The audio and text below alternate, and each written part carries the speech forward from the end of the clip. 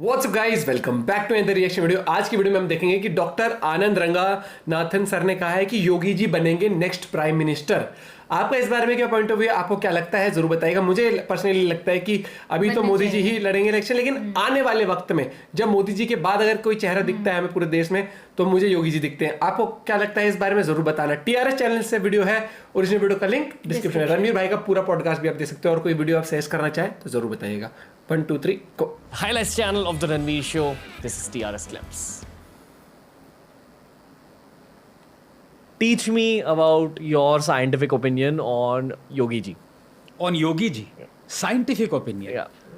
So, if you could expand a little on that, because I don't know what you mean by the, Fact-based, evidence-based truth about his capabilities as a leader. Right. Truth about what's happened in his tenure.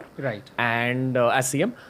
And let's directly take on the criticism that the anti-Modi side of our country has for him, which is that Bulldozer Baba and all that. yeah, and just extremely pro-Hindu, etc. Right. So, two ways to answer it. One would be using data, which is what I did just before the UP elections, that coverage, because I think he is the only chief minister to have regained the post of chief ministership in 35 years in Uttar Pradesh, which is remarkable. Achha. I mean, the Uttar Pradesh Regained has दोबारा। more population than Brazil. So he is in fact you can say the president of Brazil twice over, which is an incredible हाँ, feat. बहुत- And he बहुत wouldn't have बड़ा। become the chief minister again had he not delivered on development. बिल्कुल And सही I- बात। And I talked about this during that time, and let me see if I can remember. So I gave 3 reasons why people would vote for Yogi. You look at the GDP per capita of Uttar Pradesh, what it was when Yogi took over and what it is now. And I'm talking about those 5 years. So 1 year has gone by, but you look at the number of school girls who are going to school then and you're going to school now. School now. So you look at the prosperity, you look at the wealth, and you look at the health. So you look at the infant mortality rate.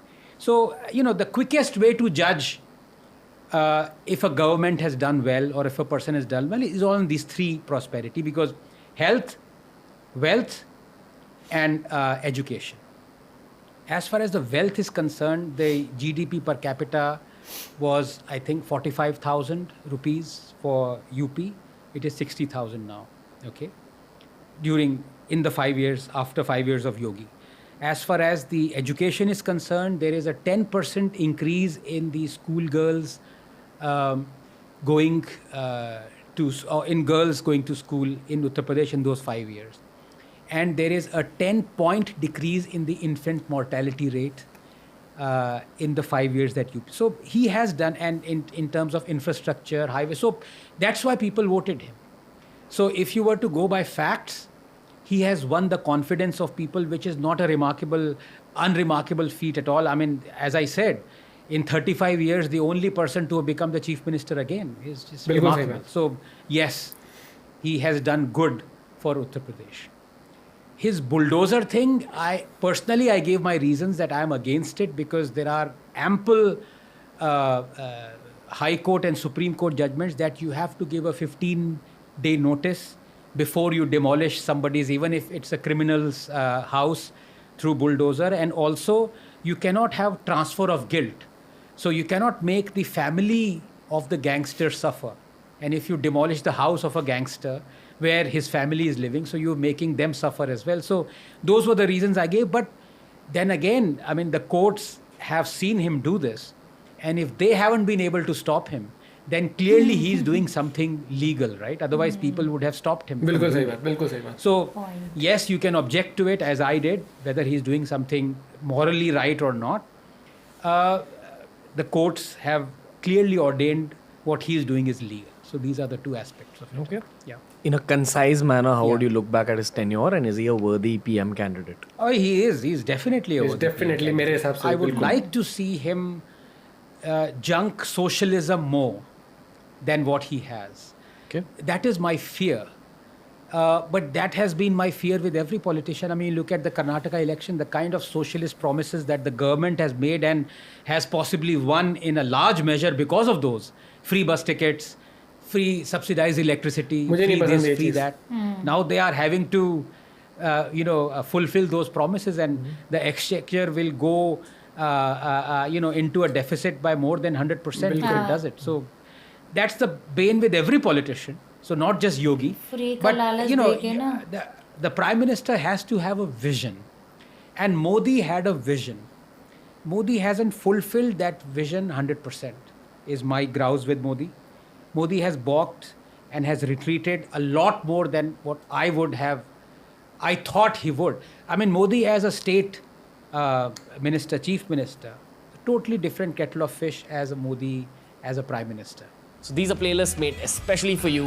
Yogi ji को अगर मैं बोलूं तो मैं खुद भी एक candidate देखता हूं, क्योंकि सबसे पहले मुझे लगता है कि आप किसी पोस्ट के हकदार हो, खासकर एक देश के लिए आप इकोनॉमिकली भी वर्क करते हो, इकोनॉमिकली फाइनेंशियली एक ही हो गया, एक सिक्योरिटी वाइज भी करते हो, और उस देश की रिस्पेक्ट भी आपसे ही देखी जाती है कहीं ना कहीं, क्योंकि आप उस देश के लीडर हो गए। उस टाइम पे जब आप पोस्ट पे हो तो आपको कोई योगी आदित्यनाथ समझ के, एक इंसान समझ के नहीं समझेगा, वो उस पोस्ट की कुर्सी की इज्जत होगी, और उस कुर्सी की वैल्यू आप कितनी ऊपर ले जा सकते हो बाकी देशों की नजरों में, वो सबसे पहले मैटर करता है। और इस देश को कैसे चला सकते हो, और देश को चलाने वाला ना कभी भी ऐसा बंदा नहीं हो सकता जो करने वाला या झुक के चलने वाला है। लीडर वो होता है जो सर उठा के चलता है और दुश्मनों की आंखों में आंखें डाल के, और सबको साथ लेके, लोगों को साथ लेके चलना, और दुश्मन अगर तुम्हें आंख दिखाए तो आंखों में आंख डाल के आंख दिखाना। और वो चीज मुझे कैरेक्टरिस्टिक्स योगी जी के उसमें दिखती है, नेचर में। मतलब और मोदी जी के अलावा जिसमें मोदी जी ने तो हमेशा साबित किया है, और मुझे ये लगता है कि फ्यूचर में जब भी अगर कोई दावेदार रहेगा तो मुझे लगता है बहुत स्ट्रॉन्ग दावेदार है। मुझे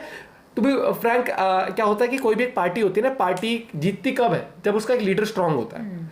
सबसे बड़ी बात है कि आज के टाइम पे मैं ये देख रहा हूँ, लोग ना, भैया देखो जिसको वोट देना दो, मैं यहाँ पर कोई पॉलिटिकल इन्फ्लुएंस नहीं कर रहा किसी को, लेकिन दूसरी बात ये है कि लोग बस ऐसा सोचते हैं कि फ्री, अगर मान लो आपका कोई दुश्मन है, नहीं दुश्मन वाली बात की, यहाँ पर कई लोग सोच रहे हैं कि मोदी को हटाना है, ठीक है तुम मोदी को हटा दो, लेकिन आप जब किसी को हटाते हो तो उसका ऑल्टरनेट होना चाहिए ना, कि आप किसको कैप्टन देख रहे हो। एग्जाम्पल, कई लोग जैसे वो मान लो MS धोनी जब कप्तान थे, मान लो कई लोग कहते हैं नहीं इंडिया हार रही थी, MS धोनी को हटाओ। सीरीज जब भी हारते तो कह देते हैं ना कि कप्तानी का टाइम हो गया, एग्जाम्पल चलो हटा दो, भैया उसका रिप्लेसमेंट तो बताओ। प्रॉपर रिप्लेसमेंट आपको देखना चाहिए कि हाँ ये है लीडर। ऐसा नहीं कि जस्ट बिकॉज एक बैट्समैन अच्छा है या बॉलर अच्छा है आप कप्तान बना दोगे। He can not deliver as a captain. वो भले ही वो अपना बहुत अच्छा बैट्समैन हो या फील्ड बॉलर हो, लेकिन कैप्टेंसी का माइंड अलग होता है, वैसे ही देश को गवर्न करने का माइंड अलग होता है। End of the day party govern नहीं करती कोई भी, एक लीडर गवर्न करता है। और लीडर की इमेज क्या है, अगर आप मोदी को हटाना चाहते हो तो आप बताओ कि लीडर किसको लाना चाहते हो। लोगों का बस ये है कि नहीं इनको हटा दो बस। बाकी किसी यार को तुम्हारी जेब से पैसे लेके खा लिया उस आदमी ने, या मतलब कि देश का भट्टा बिठा दिया। सो कॉल्ड दो ही मुद्दे देखता हूं मैं जो अगेंस्ट है। पता क्या मुद्दे, आप यहाँ पर ना धर्म को छोड़ के अपने देश के लिए सोचो कि देश प्रोग्रेस कर रहा है नहीं कर रहा। दो ही मुद्दे आते हैं, टमाटर महंगा हो गया, तेल महंगा हो गया, या फिर ये महंगाई वाली चीज होती है, या फिर नौकरी नहीं मिली मुझे। भैया तुझे नौकरी नहीं मिली तो तेरे वजह से नहीं मिली, ठीक है। दूसरी बात टमाटर महंगा हो गया तो वो भैया हो रहा है, ऐसे तो पाकिस्तान में तो पता नहीं कितने रुपए हो चुका है, तो वो चीज भी है। हर देश में महंगाई होती है। हमें क्या लगता है, हम ना अगर सोशल मीडिया पे तो हमें थोड़ा सा घुमा फिरा के नहीं, हमें डायरेक्टली ये भी सर्च करना चाहिए कि अमेरिका में क्या महंगाई चल रही है। अमेरिका में टमाटर का रेट अगर तो पिछले महीने कितना था, हर एक चार्ट सब अवेलेबल है भैया, देखो। दूसरे देशों में महंगाई बढ़ रही है। भारत में अगर तेल आ रहा है तो तेल अगर पिछले महीने मतलब 1-2 साल पहले अगर 90 रुपए था लीटर, तो आज अगर एग्जाम्पल 100 रुपए है, तो क्यों हुआ है? क्या रशिया से हम ले तो रशिया ने रेट बढ़ाया है? रशिया रेट बढ़ाया तो वही होगा ना। और वैसे ही आप थोड़ा सा 15 साल पीछे चले जाओ, कांग्रेस के राज में चले जाओ। एग्जाम्पल 20 साल पहले या 15 साल पहले कांग्रेस के राज मान लो 50-60 रुपए लीटर होगा, तो लोग 50-40 भी होगा मान लो एक टाइम पे। तो उस टाइम पर रशिया किस रेट पे बेच रहा था? अभी बताते हो, अभी जब उस पे पार्ले जी का पैकेट, एग्जाम्पल पार्ले जी का 5 का पैकेट इतना बड़ा आता था भैया, आज वो इतने का हो गया। मोदी जी ने नहीं करा, वो छोटा, वो कंपनी ने करा। तो ये समझो, अब आप दुकान पे तो नहीं ले सकते। कांग्रेस के टाइम पे तो पार्ले जितना बड़ा आता था, अब इतना छोटा क्यों कर दिया? वो देखना, जैसे जब जब ये हुआ था कि मना कर दिया था अमेरिका ने कि रशिया से कोई तेल नहीं खरीदेगा, इंडियन फिर भी लेकर इंडिया को सस्ता मिल रहा था बाकी जगहों से लिया। एंड आई एम 200% श्योर अगर मोदी जी की जगह कोई और होता ना, तो डर के मारे वहीं से तब नहीं बोलते है महंगा हो गया महंगा हो गया तो महंगा हो अगर गया। एग्जाम्पल आज 100 का है ना तो रशिया से नहीं लेते, 120 का होता है, एग्जाम्पल दे रहा हूँ मैं। हाँ। वो क्यों होता? क्योंकि फिर बाकी कंट्रीज तो सऊदी अरेबिया हो गई है, जो भी दे रही है तेल, वो तो महंगा देते महंगा हैं। रशिया ने देते हैं। ऑफर निकाला था, हाँ। तो इंडिया ने क्या किया, बल्क में उठा के रख अपने पास भी रखा, और इंडिया ने उसको एक्सपोर्ट करना भी शुरू किया, जिसकी वजह से बाहर लोगों तक भी जाना शुरू हुआ, जिससे हमें फायदा हुआ एक्सपोर्ट करके भी, कच्चा तेल लेके रिफाइन करके उसको बेचने में। जागरूक बनो, वो कहते हैं जागो ग्राहक जागो, तो वही यहीं है, पर पता है, कहूंगा एक वो नौजवानों वाला है। जागो। या जैसे एकदम से हुआ क्या कि हेडलाइन छोड़ देते हैं कि हाय महंगाई बढ़ गई। आज गौरव भी- सर ने बताया था ना कि एक वो छोड़ दो लोगों के ऊपर हेडलाइन, लोग क्या करते हैं चेक नहीं चेक करते नहीं जाके करते। कभी भी। सबसे डिटेल बड़ी में दिक्कत कि पता है इस क्यों देश हुआ की क्या है? आज भी भारत में ना वोटिंग किस चीज पर होती है? जात बेस पे, हाँ। धर्म के बेस पर। नहीं, ये हमारे धर्म का नहीं है। और मैं बता रहा हूँ भैया, ये चीज नहीं। आप लीडर देखो यार, लीडर को स्ट्रॉन्ग, कितनी इज्जत है एपीजे अब्दुल कलाम सर की, हाँ। उन्होंने करा देश के लिए। तो हर एक लीडर कहीं ना कहीं करता है, लेकिन आप ना अगर किसी का ऑल्टरनेट देख रहे हो तो आप पहले ऑल्टरनेट को जज करो। हाँ। दूसरी पार्टी आ जाए, 5 पार्टी मिलके एक बना दे और फिर सेलेक्ट करके फिर प्राइम बन जाएगा मिनिस्टर, दूसरा कोई भी बिल पास पाकिस्तान। करेंगे ना, वो दूसरी पार्टी कहेगी हम तो ना दे रहे वोट, हम तो ना दे रहे, फिर वो पार्टी उसको पैसा खिलाएगी, वो उसको फिर वही है, खिलाएगी। जैसे वहां पे हो रहा है ना ये पॉलिटिक्स का, वहां पे हाल हो रहा है। ये भैया थोड़ा समझदार बनना चाहिए। लोग पता क्या कमेंट करते हैं, कहते हैं कि तुम तो बीजेपी के वो हो, बीजेपी के सपोर्टर। अरे भैया, हम यहाँ पर देश के सपोर्टर हैं, देश के लिए जो अच्छा काम करेगा उसको सराहेंगे, और हमें कोई उम्मीद दिखेगी कहीं पर कि कौन बेटर देश चला सकता है, हम उसको सेट करेंगे। एग्जाम्पल, आपके पास 2 ऑप्शन हो, MS धोनी या फिर MS धोनी को कैप्टन बना लो, या फिर आप बना लो अमित मिश्रा को कैप्टन।